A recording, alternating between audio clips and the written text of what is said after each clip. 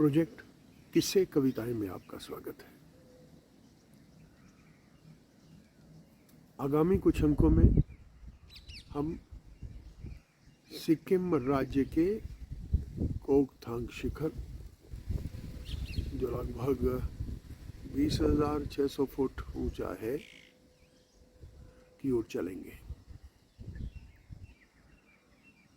मैं ये बता देना चाहता हूँ कि दून स्कूल का एक अभियान 1988 में इस शिखर की ओर चला था। सभी तैयारियां संपन्न हो चुकी थीं। देहरादून से चलकर हम दिल्ली पहुंचे थे। दिल्ली से 15 मई को हमने तिनसुकिया मेल जो ट्रेन है उसे पकड़ा है और 17 सुबह प्रातःकाल के समय हम न्यू जलपाईगुड़ी पहुंच चुके हैं। न्यू जलपाईगुड़ी एक तरह से बड़ा ही इम्पोर्टेंट रेलवे स्टेशन है। यहाँ से आप अद्भुत प्राकृतिक सौंदर्य का जो शहर है दार्जिलिंग और सिक्किम का जो गंगटोक है राजधानी, उसके लिए जो है सड़क मार्ग से हम पहुंच सकते हैं। दार्जिलिंग के लिए एक टॉय ट्रेन भी है जो आपको एक अद्भुत जो है अनुभव जिंदगी का दिला सकती है।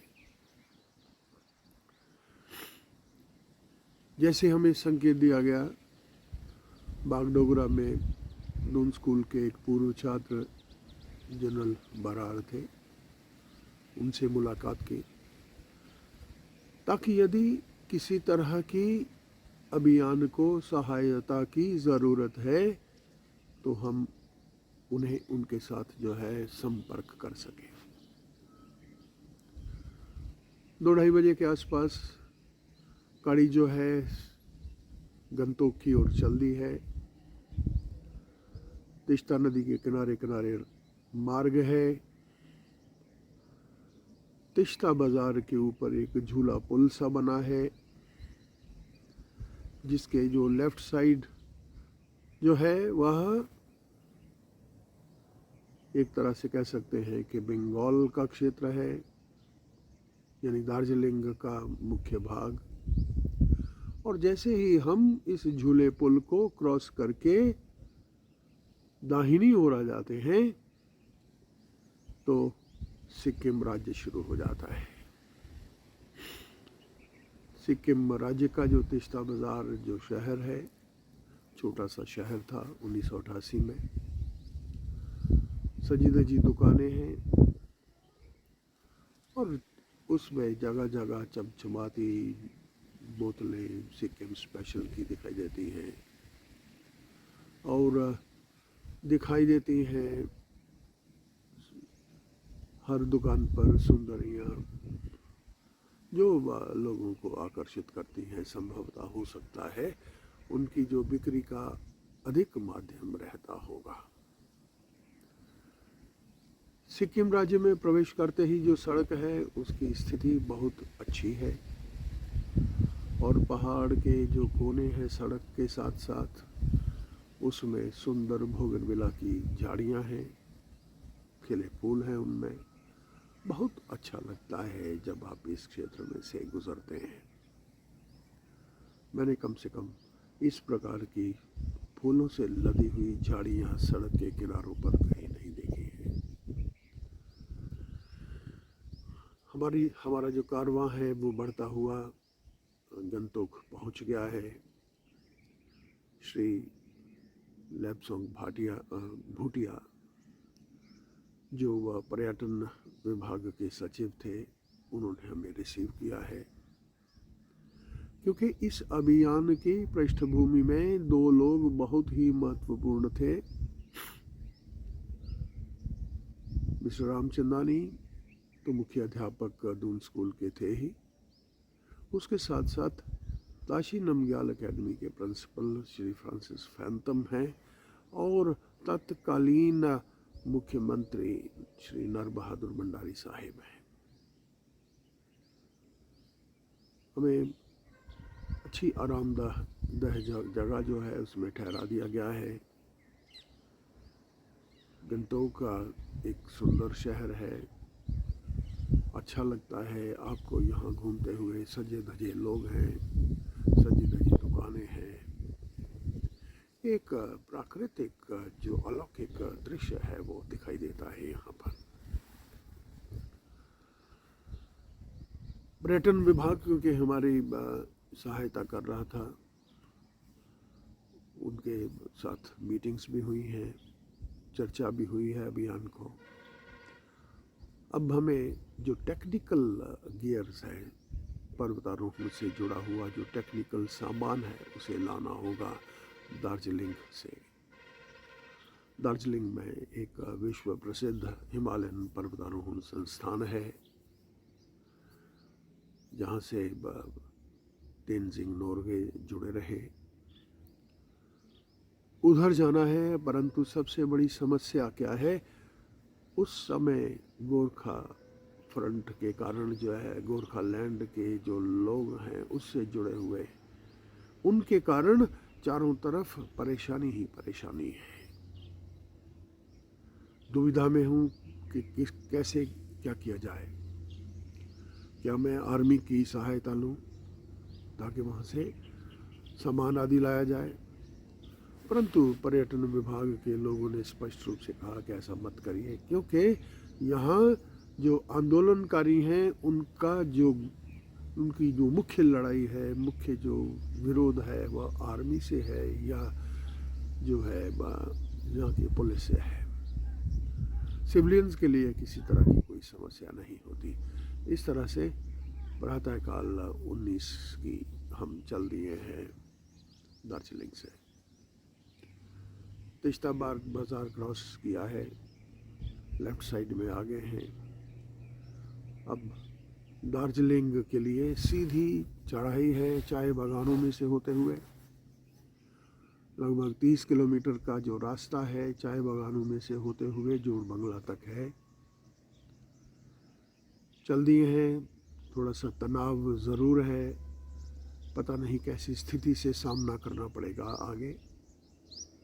सड़क बुरी तरह से टूटी फूटी है, पुल टूटे फूटे हैं, जैसे जगह जगह कई जगह पर देशी या विदेशी बम फूटे होंगे जिन्होंने एक तरह से क्षत विक्षत कर दिया है इस क्षेत्र को। उन्हीं चाय बागानों से होते हुए आगे हमारा कारवां बढ़ रहा है। 2 जीप आई थी वहाँ से, सिक्किम से। तभी कुछ एक मनचले जो हैं वो लड़के से उन्होंने हाथ दिया है, शोर शराबा अपने स्थानीय भाषा में करते रहे। मैं थोड़ा चिंतित था। सिक्किम जो रिप्रेजेंटेटिव है उसने केवल इशारों में कहा कि घबराइए नहीं, कुछ नहीं होगा। कुछ एक जो वो नौजवान हैं यहाँ लटके हैं, कुछ उधर लटके हैं। कुछ समय के बाद उन्होंने गाड़ी को रुकवाया, उतर गए, हमारा धन्यवाद किया और हम आगे बढ़ गए हैं। जोड़ बंगला आ गया है। चौराहा एक तरह से 4 रास्ते हैं यहाँ। एक रास्ता सिलीगुड़ी की ओर जाता है, एक टाइगर हिल का जो सौंदर्यमय संसार है सनराइज का उसकी ओर ले जाता है, एक दार्जिलिंग की ओर जा रहे हैं और एक नीचे सिक्किम की ओर। दार्जिलिंग पहुंच गए हैं। कभी एक बहुत ही आकर्षक और मनपसंद शहर माना जाता रहा। 1982 में मैं पहले आया था HMI में बेसिक कोर्स करने के लिए। खिलखिलाता शहर, खिलखिलाते लोग, किसी तरह का कोई तनाव नहीं। रात के 10-11 बजे भी जो है वो पर्यटक या लोग घूम रहे हैं चौरास्ते पर या इधर उधर। लेकिन अब वह बात नहीं। एचएमआई पहुँचे हैं, कर्नल अमित रॉय प्रिंसिपल साहब से बात हुई है, सामान कल मिलेगा। श्री लॉबसोंग मेरे बेसिक कोर्स के एक शिक्षक थे, वो भी मिले हैं, उनसे बातचीत भी हुई है। तभी मैं हॉस्टल के पास खड़ा हूँ। याद आते हैं अपने 1982 के दिन, नवंबर माह है, हम प्रशिक्षार्थियों के साथ हैं, यही खूब शोर शराबा होता, घूमने भी निकलते, ट्रेनिंग भी करते, सब कुछ चल रहा है एक साथ। इसी बीच जो है मैं हॉस्टल के उन कमरों की ओर गया हूँ, तभी याद आते हैं नवंबर 12-13 के दिन, प्रातःकाल का समय 2-2:30 बजे होंगे। ट्रेनीज जो हैं वो टाइगर हिल की ओर जाने के लिए तैयार हैं। रात्रि में हमें वो पूरी की पूरी जो पैदल यात्रा है उसे करना है।